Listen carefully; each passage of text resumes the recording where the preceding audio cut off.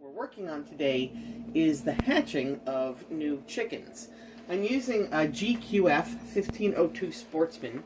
It comes with a digital thermostat, and it's a really beautiful setup for people who are looking to hatch larger quantities of eggs. And a shout out to the company. I had a little trouble with this when I first got it. They jumped right on it, and everything is working perfectly. Most efficient incubator I have ever had.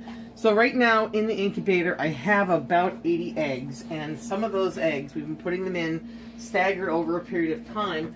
Some of these eggs are now ready to be moved to a separate box for hatching. Now this particular model does allow for hatching. There is a box in the bottom, but I kind of want to watch the first ones come out. So I'm using a separate styrofoam incubator where I have removed the automatic turner from. And this is a Farm Innovators. I like this one because it's styrofoam on the inside, but it had a hard plastic case.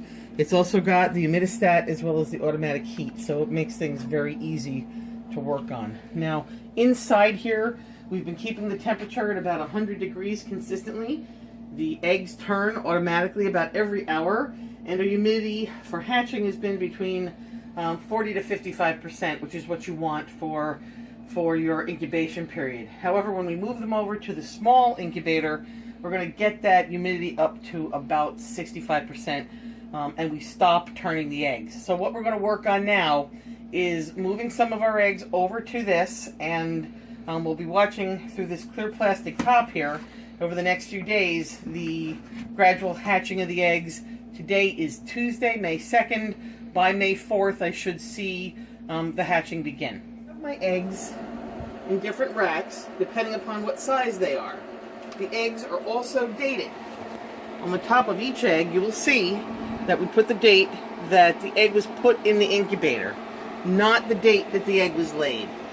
We do collect them. I do not leave them out more than a day. I keep them in the nice cool basement, but eggs that I put in here on the 13th and the 14th and probably even the 15th today, we're going to move out of here and into the other incubator for hatching. I have a separate thermometer that allows me to keep a double check on the temperature in here. And though you can't see it, there is water in the bottom. Now it may be difficult for the humidity to keep up on this small little incubator. So what I'm going to do is, after I set all my eggs, I'm going to take a sponge and I'm going to wet that sponge and keep it in here. A wet sponge will add additional air, moisture to the air. So there'll be a wicking factor. Actually, this larger unit also, when I start hatching in there, I have large sponges that come with that unit that allow it to increase the humidity in the incubator. So we did candle most of these eggs, though I'm putting everyone in whether they look like they were good or not, just in case my powers of observation were not completely on target. So we'll see what happens. I do not expect everything to hatch. I would consider a successful hatch about 50%, though we were very careful in how we handle our eggs, and it may be larger. In the next few days, we'll find out.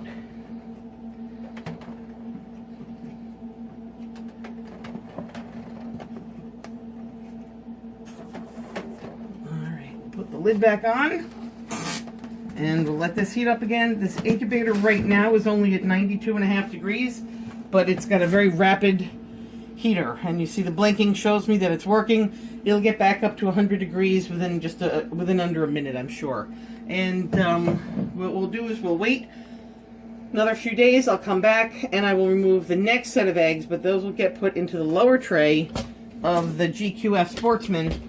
Unfortunately, down here I will not be able to see them hatching, but this does come with a very large tray designed for hatching.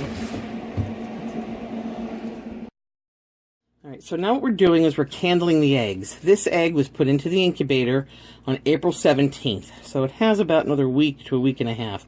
What you're looking for, which I hope you can see in the video, is veining. The veining lets you know that the chick is developed inside. And as I turn it, we can see the chick in there, and I'm hoping to get the chick to move. Now this chick may be getting a little close to full capacity, but you can see on the left side that dark mass That dark mass is our developing baby. Let's try moving it to this side. You can see the air bubble in the egg, and you can see the veining very clearly on this side. And then again, we have a little dark mass floating around in there.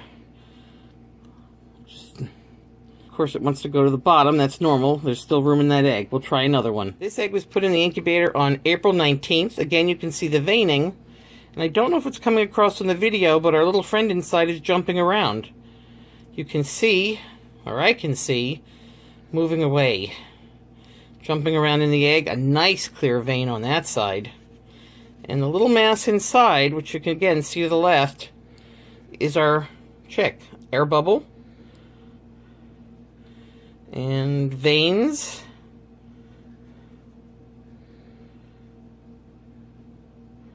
And